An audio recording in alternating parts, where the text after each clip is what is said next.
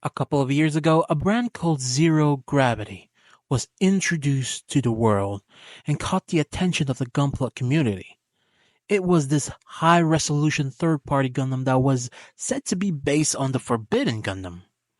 Although it was somewhat pricey, when everyone finally got their hands on it, they were surprised in how good this kit was and realized the potential of the future of this third party kits and where Bandai was lacking. Though after that, for some reason, the number of the third party kits based on the Gundams started to increase significantly.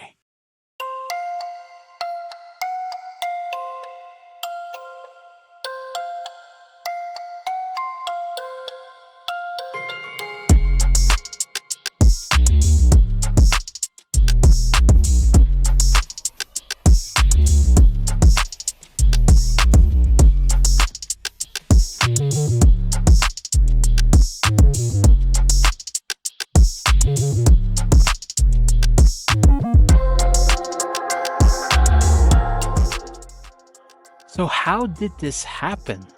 Zero Gravity Judge was not even the first third-party kit based on the Gundam. However, its appeal to manage to inspire Chinese third-party companies to get their own robot model kits based on other Gundams. It reached to the point where I couldn't keep up with what was being announced or which company produced the model kit. To be fair, bootleg companies are also thriving this year. Companies like JMS, who are new to the scene, are introducing their own bootleg kits, such as Swarzat, and are even currently releasing the HGCE Freedom Gundam. Surprisingly, it looks amazing. Better than the Bond Freedom for sure. So how will this affect the Gunpla market? That's what we're going to discuss today. And disclaimer, this is just my opinion and observation. Unlike my last video, this isn't backed by facts. It's more of a casual chat with you guys.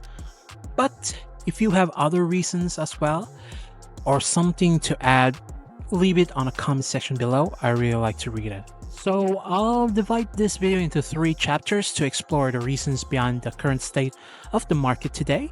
So let's not waste your time. Let's go straight to chapter 1.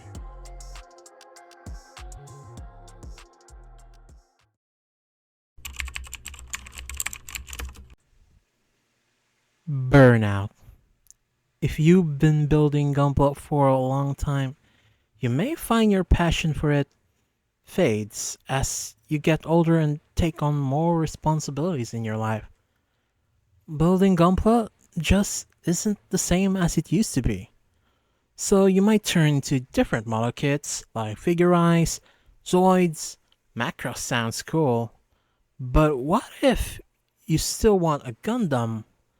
And what if a Gundam that isn't made in Japan? In the past, bootleg kits were complete copies of Bandai kits, with lower quality but a cheaper price. However, some companies started making their own unique Gunpla when Bandai hadn't produced those models yet. Then came Dragon Momoko.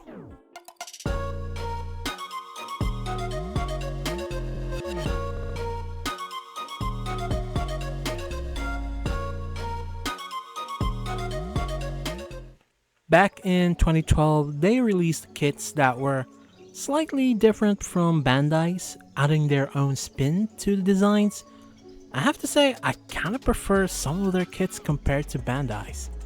Like the H1 Razor, Dragon Momoko's version had a clear blade parts, while the P Bandai one, well, it required stickers, which is kinda lame in comparison.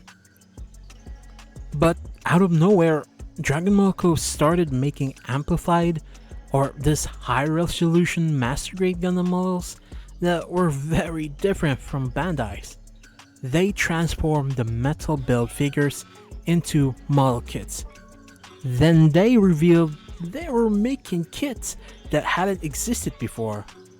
A master grade Akatsuki, a master grade Deadside TV version, and a freaking Testament Gundam. So yeah, that P Bandai Testament and Outframe, Dragon Momoko made it first, and the list goes on. People were losing their minds over how good this kit looks. Although they were hard to build due to their quality. Some people said they were worth the price. I guess so. This company has sold thousands of model kits, even releasing their own lineup for future MG projects. At this time, people were willing to buy third-party kits for the things Bandai was lacking. It looked like Dragon Momoko's future was looking bright. And so we thought. Okay, look, this might be controversial opinion, but Dragon Momoko was kinda getting a little ahead of itself. For starters, Akatsuki, Freedom, Testament, Strike Noir, these still remain properties of Bandai, and it's normal for bootleg kits using those names if they don't use the word Gundam on it. But what do you mean all rights reserved? Like, bro, you don't own those Gundams. From 2017, and funnily enough, they stuck a copyright on the box. I mean, Dragon Momoko, what are you trying to all rights reserve here? You've got no rights to nothing. That right there is like a Monster Hunter logo. And then, as expected, the inevitable happened. So word is out that the Dragon Momoko factory was raided by the authorities in China, and all production in factory has stopped. Recently, Dragon Momoko, a very popular bootlegger, just got sued by Bandai of China, and they're more or less out of business. They're pretty much gone. Dragon Momoko got raided by the police, and Bandai shut them down, ending the brand in 2017. There were rumors that the Bond snitched them, but I have to go cap on that, because there were news that the Bond was next to get shut down, and they just said, screw it, you're getting doujinshi codes from now on. Though, nowadays they've been getting back with that original copycat boxes from Bandai. I don't know why, they probably don't care anymore at this point. But I digress. Now, people were sad when that happened because we couldn't do anything about it. Bandai had the right to take action, and at that time, they were kinda still producing that full mechanics line from Iron-Blooded Orphans. However, not long after Dragon Momoko was shut down, another company entered the third-party scene, and it was called Supernova.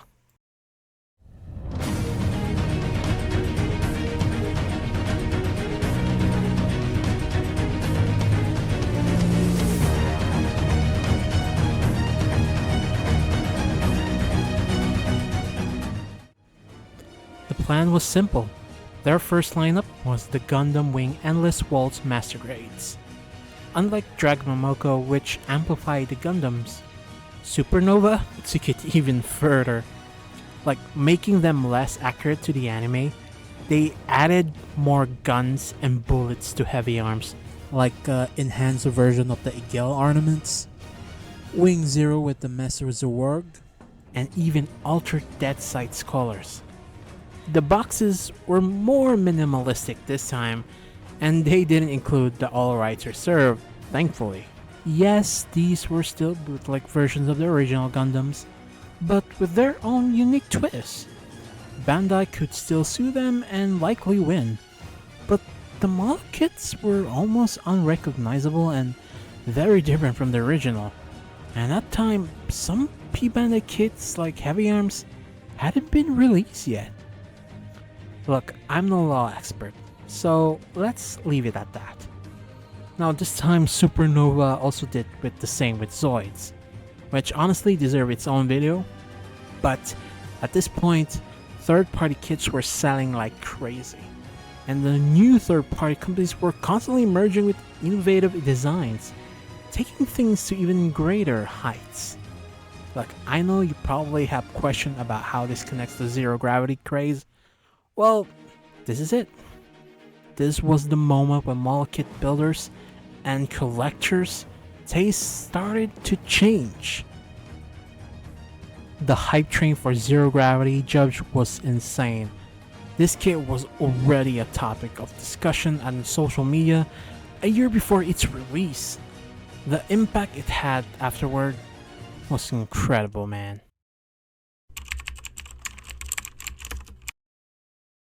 Maybe you know someone who loves building Gunpla, but hasn't watched a single episode of the anime. They do it just because it looks cool. Honestly, that's pretty normal.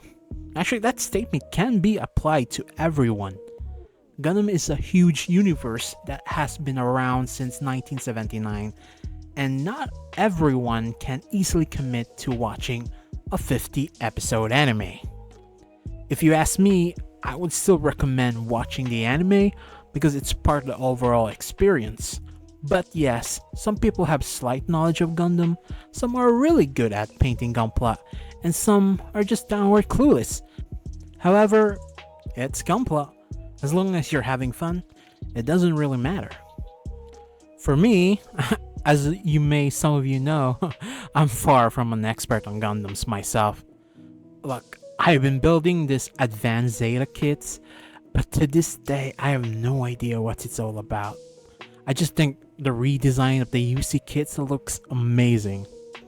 I'll probably start reading out on that. And just like the Build Fighters, the first one that aired, never forget, one of the protagonists named Reiji was a mysterious kid who doesn't know what Gunpla is. Then as the series progresses, he grows to love the hobby. Heck, PewDiePie got sent a Supreme RX-78 by Bandai, and I'm pretty sure he doesn't watch Gundam anime at all. So this enthusiasm for building cool robots has led to third-party companies making tons of money. You have to admit, the majority of these kits looks amazing, and people don't care about the backstory behind that toy. They just say, bro, take my money. And you know you impacted something incredible when Japanese YouTubers start reviewing Chinese Gundam kits. That's crazy if you think about it. You can't sue these companies anymore because they're creating original IPs. By the way, that Napoleon model kit is very tempting.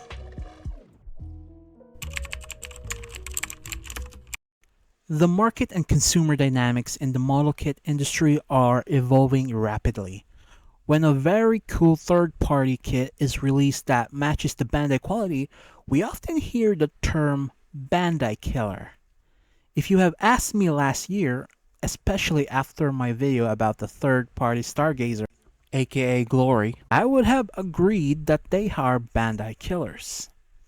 However, looking at today's market, these third-party kits, rather than calling them Bandai killers, are slowly turning into options or alternatives.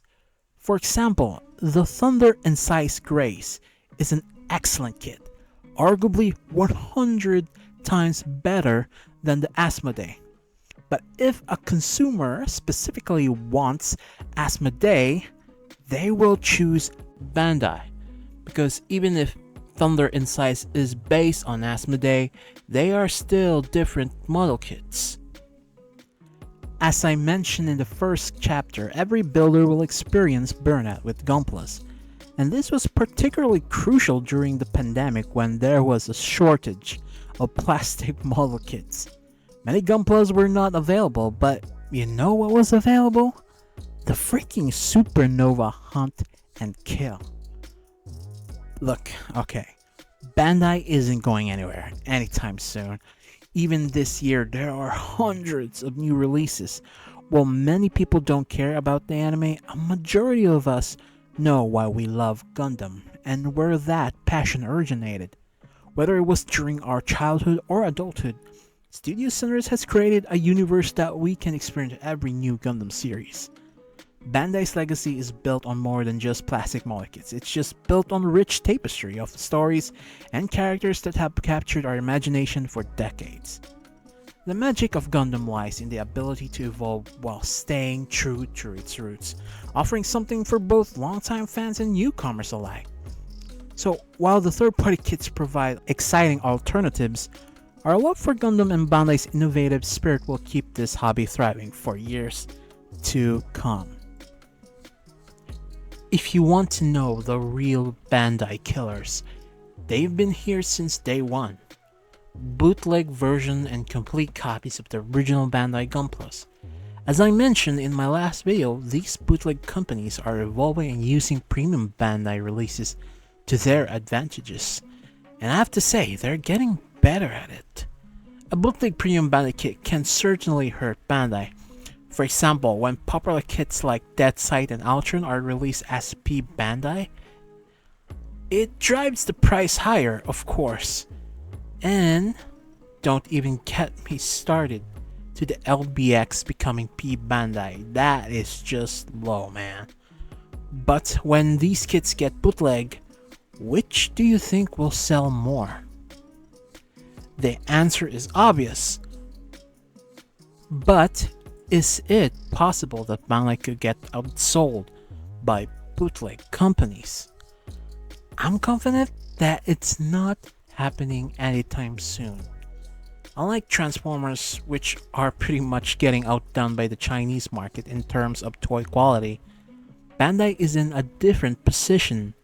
The main Transformers brand, Hasbro itself, is not doing very well. And I mean, it's literally on fire, and sometimes the toys aren't that good either. Bandai has $1 million factories for Gunpla, something bootleg companies lack, even if they're consistent with their stock. As for the price, you're essentially paying for the quality. Like I've said many times, it's fun to build Gunpla, but you know what's not fun? Your hands hurting after building a bootleg kit. But I'm only speaking about the current market and the next few years. Who knows what will happen in the distant future? Only time will tell.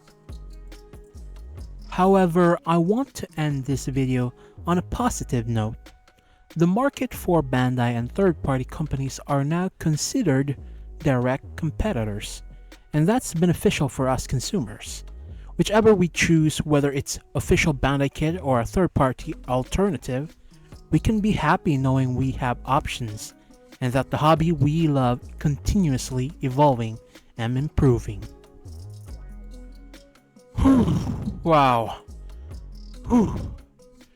If you made this far, thank you so much. I'm pretty sure editing this video is going to be a pain in the ass at the end of this recording. But again, thank you so much. That's a wrap for me. I really appreciate the views on my last video. I didn't expect to get that many. By the way, for the YouTube channels I've mentioned in this video, give them some love. They deserve it. And I'm really appreciate what they do for the Gunpla community. And yes, I know my last video wasn't perfect and I did receive some criticism. I had to cut so much from that video because I was trying my hardest not to get copyright strike early on my YouTube. And yes, my voice isn't that attractive at all, and probably some of you have noticed that English is not my main language. But you know, one step at a time, that's what YouTube is all about. Hope you guys had fun, and hopefully I'll see you on the next one. Bye bye.